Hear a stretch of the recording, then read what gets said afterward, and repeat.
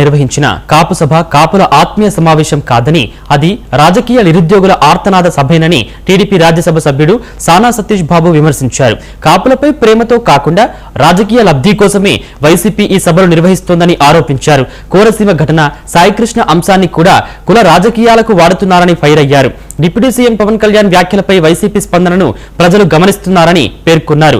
కుల రాజకీయాలను ప్రజలు నమ్మరని ఆయన అన్నారు.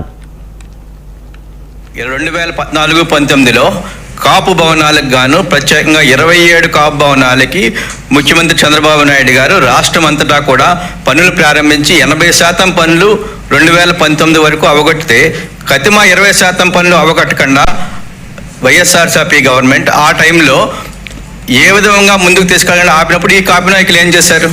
ఈరోజు వీళ్ళందరూ వచ్చి మేము కాపులకి సరిగ్గా జరగట్లేదు అంటానికి కారణం ఏంటంటే వారు రాజకీయంగా ఏదో లబ్ధి పొందాలనే ఉద్దేశంతో చేస్తుంది తప్ప ఇది పర్టికులర్గా ఏదో కాపుల మీద ప్రేమతో చేసింది కాదని చెప్పి మేము చెప్తున్నాం.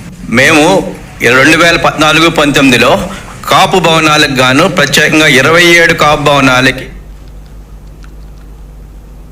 మేడ్చల్ జిల్లా ఎల్లంపేట్ మున్సిపాలిటీ పరిధిలోని